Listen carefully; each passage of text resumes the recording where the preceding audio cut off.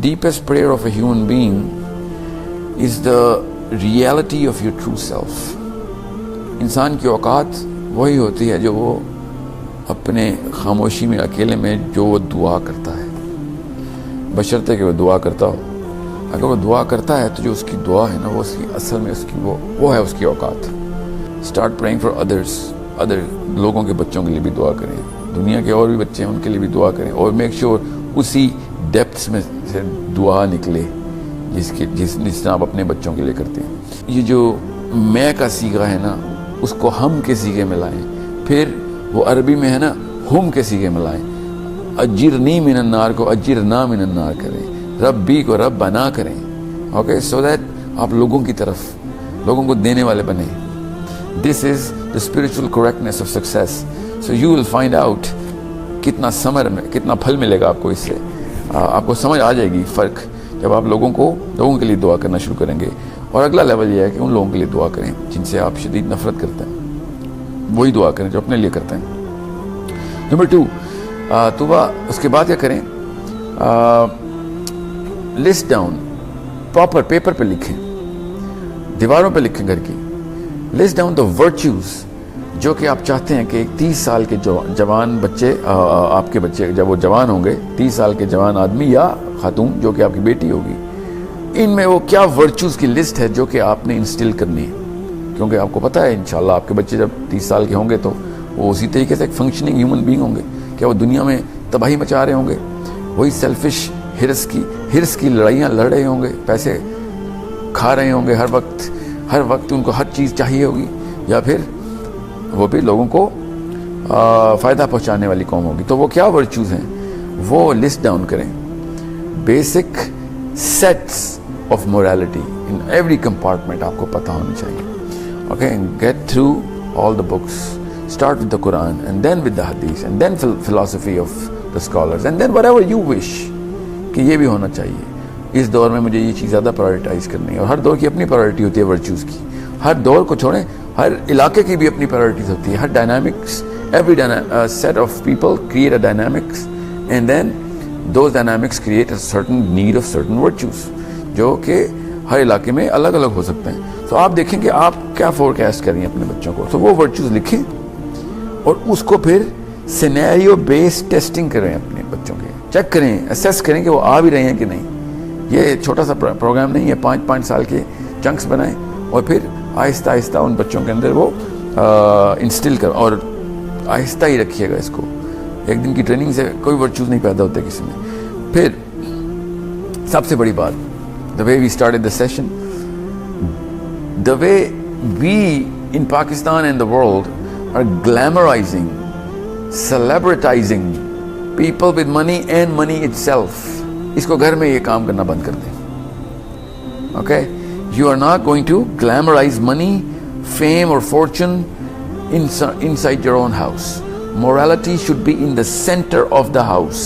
Celebrities and glamorizing of morality should be your top priority.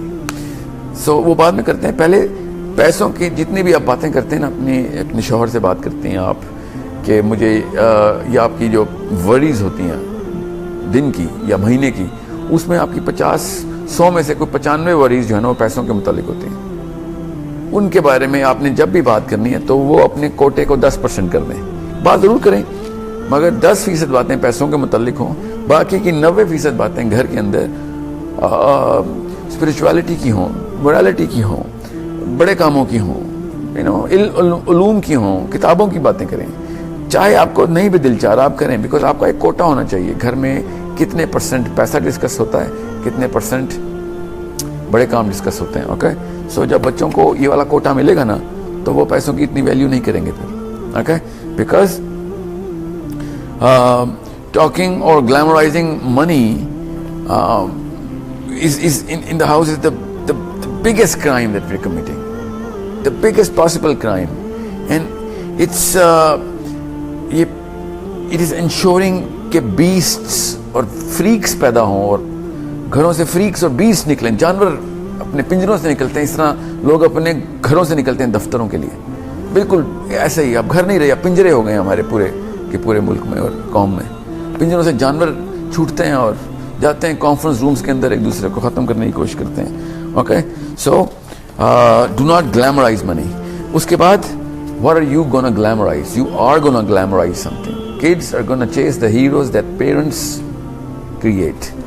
Glamorize the scholars, glamorize the scientists, glamorize the achievements of human being in terms of the real things that they do, not what they're gaining but what they're giving. Again, जब तक आप spiritually correct नहीं होंगे ना, और spiritual correctness है क्या वो भी सुन लीजिए, क्योंकि क्वेश्चन है कि philosophy of success है क्या. philosophy of success बड़ी simple है. there are only two kinds of people in the world. ones who are givers, they're always successful. चाहे उनके पास पैसे हैं तब भी वो सक्सेसफुल हैं, उनको अंदर से तस्कीन है. जो पैसे नहीं हैं तब भी सक्सेसफुल हैं, उनको अंदर से तस्कीन है, उनको कुछ चाहिए ही नहीं होता. बिकॉज जब भी उनके पास कुछ आता है वो लोगों को देने की तलब में रहते हैं, उनको तलब देने की होती है. और दूसरे वो हैं जो कि रिसीवर्स हैं, हर वक्त उनको लेने की तलब रहती है कि कुछ भी मिल जाए, हर वक्त मिल जाए. और वो अपना प्राइस टैग लेके बैठे होते हैं हर वक्त, और उसके ऊपर भी स्केल लगा होता है.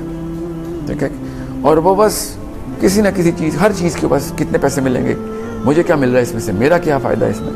और वो लोग कभी भी सक्सेसफुल नहीं होते. उनको किसी भी जगह पे CEO लगा दो, वो कंपनी एक्सपेंशन में लग जाते हैं. उनकी कंपनी एक्सपैंड हो जाए वो ग्लोबल जाने की कोशिश करते हैं, ग्लोबल चल जाए तो फ्रेंचाइज मॉडल पे आ. I mean, there is no limit. They are never successful because it is not what you think or what the people think that success is. It is what the inner satisfaction level is of whatever status that you have. असल में success अगर आपने पूछनी है, ये definition मेरी अपनी नहीं है, हमारे बहुत सारे एक्सपेरिमेंट्स हैं, उसके बाद मैं आपको बता रहा हूँ. अगर असल में सक्सेस की डेफिनेशन पूछनी है तो मैं आपको बताता हूँ कहाँ जाके मिलेगी. आपको किताबों में नहीं मिलेगी वो. आपको जाएं अस्पतालों में डेथ बेड्स के ऊपर उन बूढ़े लोगों को इंटरव्यू लें कि अगर आपको मौका मिले तो क्या करेंगे. एक भी बंदे ने आपसे अगर कहा ना कि मैं वापस पैसे की दौड़ में जाऊंगा, एक भी बंदे ने कहा, तो फिर मेरी डेफिनेशन गलत है. किसी भी दुनिया के अस्पताल में चले जाएं और किसी भी बंदे से पूछ लें कि क्या अगर आपको जो मर रहा हो उसको, क्योंकि रियलाइज होता है कि अब मेरी औकात कुछ भी नहीं रही, तो क्या अगर आपको 20 साल और मिले तो पैसे की दौड़ में आओगे, क्या फिर क्या सक्सेस होगी. फिर वो बताएगा, फिर वो अपने रैशनल के मुताबिक, अपनी कैपेसिटी, अपने इल्म के मुताबिक बताएगा, मगर बताएगा वो पैसों के खिलाफ ही एक स्पीच देगा आपको. ठीक है, वो अपना वक्त ज़ाया करने की बातें नहीं करेगा.